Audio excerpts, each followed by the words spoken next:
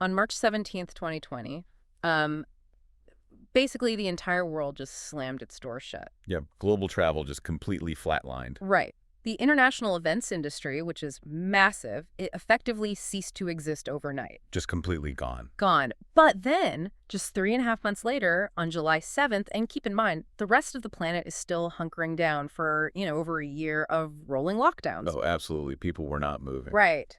But Dubai International Airport just quietly unlocks its doors and resumes operations. Which is just wild to think about now.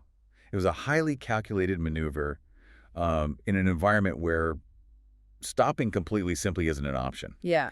They evaluated the exact same global data as everyone else, but they arrived at a radically different conclusion about risk. And today, we are unpacking exactly how they pulled that off. And, well, more importantly, how that mindset applies to you when you're navigating any unpredictable landscape. Because it's such a universal lesson.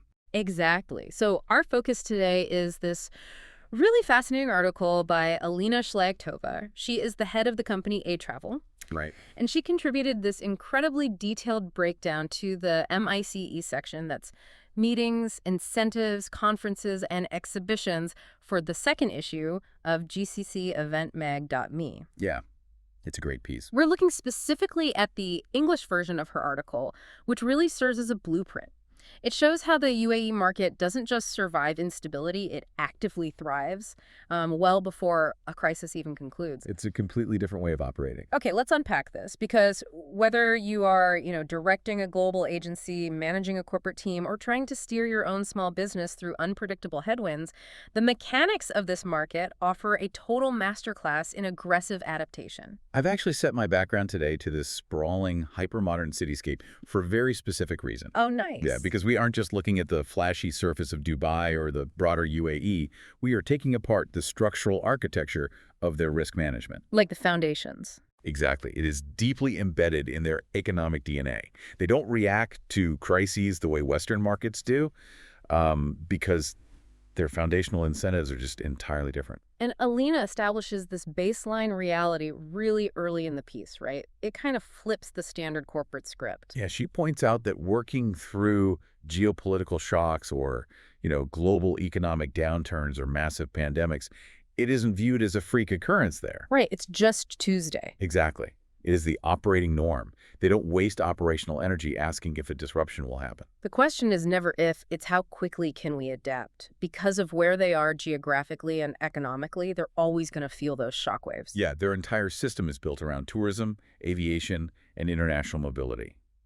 Like, just to put some hard numbers to that, tourism in its absolute purest form accounts for around 10% of Dubai's GDP. Wow, wait, 10%. 10%. Just on pure tourism. That is an enormous exposure for a single, highly volatile sector. It really is. And I'm guessing that's just the pure metric. Like, when you factor in all the cascading effects, retail, real estate, local services, that footprint has to be way larger. Significantly larger. When you layer in aviation, logistics, the hospitality infrastructure, it basically becomes the central nervous system of their economy. Which means they don't have this massive, isolated domestic consumer base to fall back on. No, not at all. Like the US or China, if there's a global freeze, they can kind of pivot inward.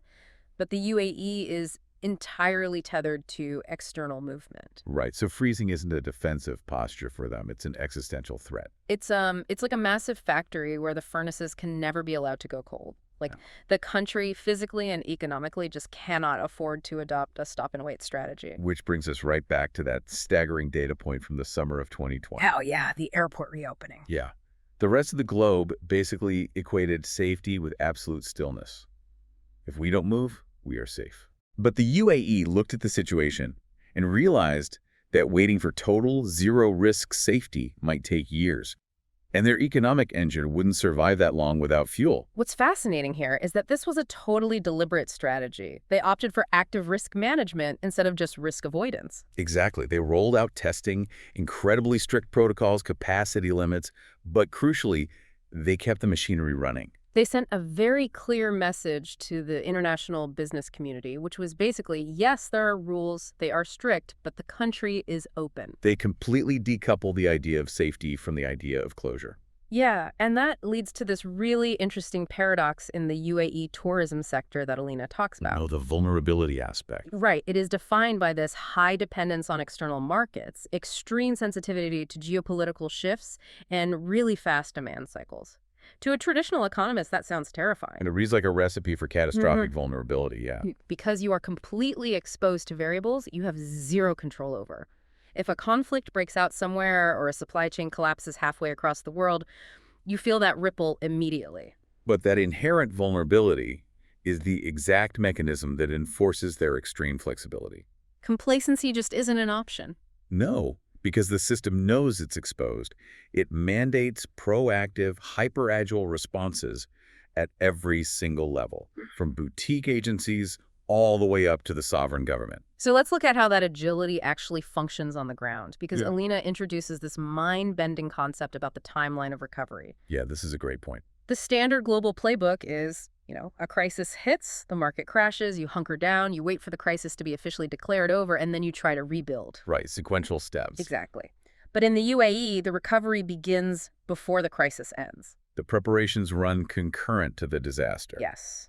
While the downturn is actively causing cancellations and clients are delaying decisions, the internal gears have already shifted toward the rebound. They're building new marketing campaigns, negotiating influencer collaborations, opening entirely new acquisition channels well before the demand actually returns. It's like they're laying down fresh train tracks miles ahead of a train that is still stuck in the station, just to ensure that the second it gets the green light, it can hit maximum speed. Exactly.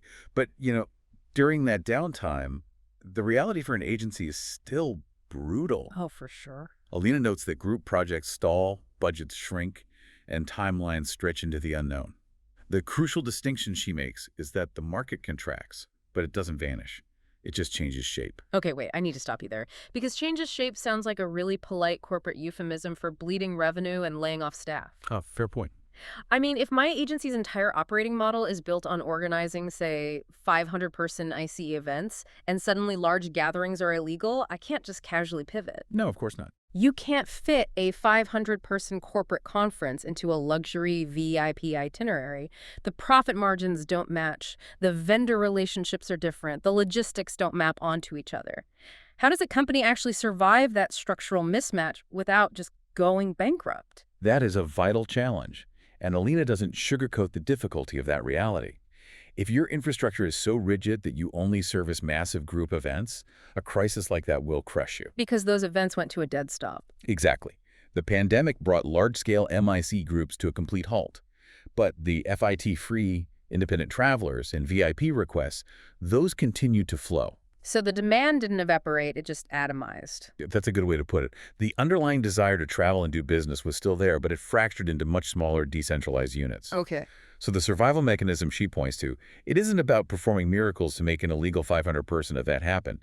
It's about having the structural elasticity already built into your business model to capture the demand that is still viable. So you have to be able to service those high-end independent requests while your core group business is frozen. It's exactly. Diversification isn't just a long-term growth strategy there. It's an immediate life support system. Yeah. You survive by capturing whatever fragment of the market is currently legal and active. Here's where it gets really interesting, though, because what happens when you have a client who just refuses to atomize? Oh, the Atravel case study. Yes. Alina shares this brilliant, concrete example from Atravel's own pandemic operations. It really illustrates how far this adaptation goes. Set the regulatory scene for us during that period. Right, so we were in the thick of severe COVID restrictions, and a client approaches Atravel requiring a full-scale MIE format event, culminating in a massive gala dinner. Which was basically impossible. Right. The prevailing regulations categorically prohibited standard restaurants and traditional hotels from hosting gatherings of that size. The physical venues you'd normally contract were legally paralyzed. And the standard operating procedure for almost any agency in the world at that moment would just be to say, sorry, the government won't permit it. Yeah, the event gets scrapped, the revenue is lost. But Atravel came up with this incredibly creative solution. They took the gala dinner entirely out of the traditional framework. They moved the whole thing out to the desert, specifically to the Sanara camp. Yeah, and by shifting the location, they fundamentally altered the regulatory categorization of the event. It was no longer a traditional hotel gathering. It's like playing a board game where the main board suddenly gets flipped over, and instead of quitting, you just draw new squares on the table and keep playing. That's exactly it. It wasn't creative just for the sake of being creative, it was a purely practical solution. Moving to an open-air desert camp bypassed those suffocating restrictions placed on enclosed city venues, but it remained entirely within the law. The vast physical space of the desert inherently solved the distancing requirements. Every protocol was perfectly met, not through loopholes, but through a radical shift in physical logistics. So the client got a premium full-scale event experience while the rest of the world was, struggling to organize Zoom calls. Right, but we have to zoom out for a second. Because pulling off a desert gala takes a clever agency, sure. Yeah, you need great vendor relationships. But an individual agency can't execute a pivot like that if the local government is bogging them down in 6 months of permit approvals. Well, that's a really good point. Moving a gala to the desert requires power generation, specialized catering, waste management, transport logistics. Exactly. So how is the UAE legally and economically wired to let an agency pivot that fast without hitting a wall of red tape? Okay, so this brings us to the system level. Alina outlines 4 foundational pillars of resilience that make this systemic agility possible. And the first one is speed. Yes. The decision-making cycle at both the corporate and governmental levels operates at this accelerated cadence. When a shock hits, you don't see prolonged bureaucratic paralysis. The channels between the private sector and regulators are unusually direct. Right. And the second pillar, flexibility, is what allowed Atravel to shift that gala. Formats and venues can change mid-process without triggering administrative roadblocks that kill the project. Which feeds directly into pragmatism, the third pillar. This one is fascinating to me because it requires a massive ego check from both the client and the agency. How so? It's the willingness to just abandon the ideal scenario for the workable one. You have to stop mourning the beautiful originally wanted, accept the new parameters, and start figuring out how to run power generators out to the dunes. Right. It's an absolute obsession with what is functionally possible today. Exactly. And none of that functions without the fourth and most critical factor, coordination. The synergy between the public and private sectors. The government acts as an active partner in maintaining market momentum, not just a passive regulator. We hear public-private partnerships thrown around a lot, but the article gives us this really tangible proof point of what that coordination actually looks like. Let's talk about the case study from March 2026. All right, so in March 2026, the UAE market was facing significant uncertainty. Market demand had not recovered yet. It was still a distant dot on the horizon. Exactly.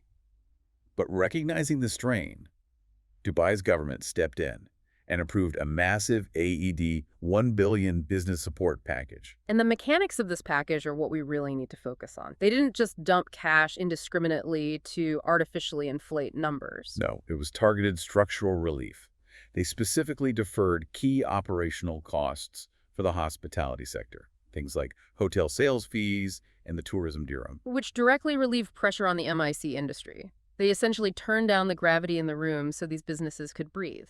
If we connect this to the bigger picture, the absolute brilliance of this intervention isn't just the money, it's the timing. Right, because governments globally typically operate retroactively. Exactly. They wait to assess the damage, watch businesses hemorrhage cash, and then offer bailouts to whoever survived. But Dubai injects the support before the demand returns. It's a preventative measure, not a postmortem. Like, think about the impact on a struggling agency. If you let all your specialized event planners, logistics coordinators, and boutique venues go bankrupt while waiting for the dust to settle, your entire ecosystem dies. Yeah, the knowledge base just vanishes. And when the international clients finally do want to return, there's no one left with the infrastructure to service them. You lose your competitive edge on the global stage. So by actively lowering that overhead pressure during the wait, the government ensures the physical and intellectual infrastructure survives. The engine just idles efficiently, prepared to rev up the moment the external environment stabilizes. So what does this all mean when we pull all these threads together? The UAE MEC industry, as Alina describes it, isn't really just about selling luxury venues or glittering skylines. Those are just the tools. Right. Their actual product is operational certainty in an uncertain world. They have engineered an ecosystem that refuses to be paralyzed by external shocks. The market survives because it adapts, reshapes, and never stops moving forward. And this is why it matters for you, the listener. You don't need to be organizing international corporate exhibitions to apply this. Exactly. Whether you're managing a corporate team, running a small business, or just organizing your own life, this pragmatic approach is highly applicable. It's about working with what you have instead of waiting for perfect safety. It completely reframes how you approach roadblocks. Right. Asking, okay, how do we build something workable out of this today? This raises an important question, something to critically evaluate as you look at your own projects right now. If the defining characteristic of this hyper-resilient market is that their recovery begins before the crisis concludes. Yeah, take a hard look at your own life or work right now. What crisis or period of uncertainty, whether it's a budget freeze, a leadership change, or just shifting dynamics, are you currently passively waiting out? What external friction are you using as an excuse to pause? And what specific preparations for your inevitable recovery should you actually be executing today, even while the pressure is still on? Stop waiting for the dust to settle, because it might never settle. Start laying the tracks now. Absolutely. Thank you for joining us on this deep dive into the architecture of the UAE market based on Alina Shliakhtova's insights. Keep learning, stay agile, and as always, stay curious.